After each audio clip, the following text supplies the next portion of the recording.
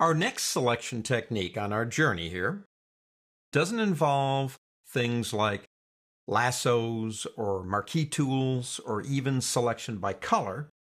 It actually involves a paintbrush. So, open up Grapes of Wrath right here. What I want to do here, looking at these grapes, is I want to change the color of some of them. Now that involves selection. It's always going to involve selection. Now the selection technique we're going to use is something called a quick mask. Quick masks have been in Photoshop for a very long time, and they allow us to use a paintbrush to make it work. Now I've chosen this particular image because grapes are round, and the average paintbrush is actually round. So with that said, let me come over here. Here's my paintbrush. I've got it selected. I've got black as my painting color.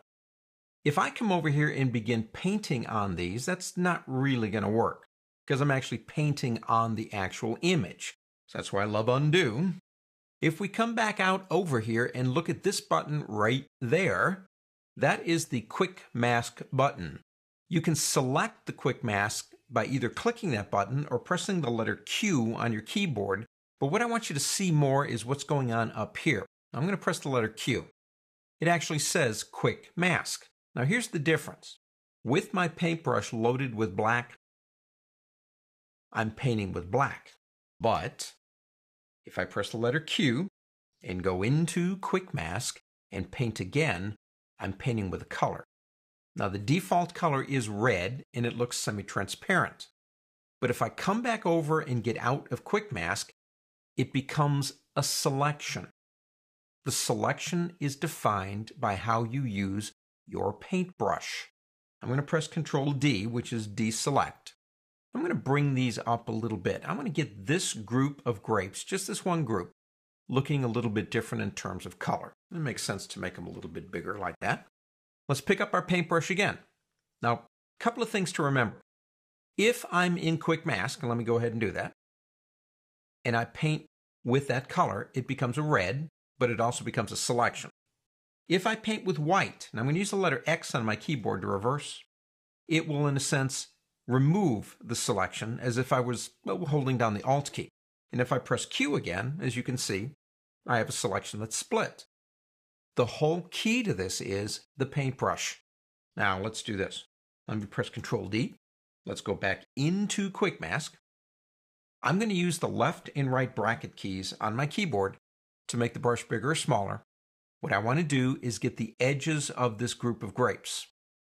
And so what I'm going to do here, use the letter X, and I'm going to make the color black, and I'm going to start painting. Now the hardest thing, I think we know this, about any selection is getting the edge. So what I'm doing is I'm using my left and right bracket keys to make the brush a little bit bigger or a little bit smaller, and my goal is to get the outline. Once I've gotten the outline, what I can do is I can then fill it in. That's always going to be the hardest thing, is getting that outline. So let's go ahead and make sure we get this thing just the way we want. And again, this is easy, but don't forget, we are going to talk about brushes. And you can make specific brushes that work in specific ways, in specific sizes. So it's not unreasonable to think that you might have another type of thing that you need to do that doesn't require a standard round brush, yet you still might be able to get it to work. I'm going to go here and go overboard over this area here. Don't worry about that. We'll take care of that in a minute. And we'll get here. And we're almost done with the outline. Now let's do this. Fill in these areas. Now that we've got the outline, it's going to be easier for us to paint all this. Make sure you get it all filled in. Then I'll look around just a little bit more. We could spend a lot of time on this, but we don't need to. You would spend more time just like I would if this were a project and you needed to get it done perfectly. You would spend every minute making sure everything is perfect. And that's not too bad. Now what about these? Paint with white. I'll press the letter X. I'm going to get right about there. So I can cut that piece right out with white and make this exactly the way I want it to be. And that's the idea, is getting those edges. That's not too bad. If we come over here and click the Q button again, or press this button, we now have this very specific selection. With that done, Let's go into layers right here. Let's go into our half moon icon down here and pick up something like, again, hue and saturation. Pretty aggressive.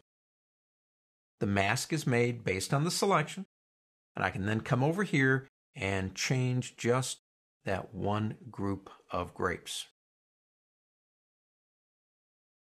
That's pretty neat. Now I can see up here that I still have some problems. Now we can choose to go back to Q and go into Quick Mask, or right now we can paint it out. Up to us.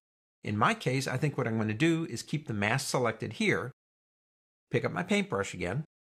To get rid of these areas right here, what I need to do is I need to paint with black. I'm going to click those areas out just like that. Down here, I'll press the letter X, and that will reverse my color to white, which is my painting color. Come right down there and finish this off. Quick masks. They're very easy to work with.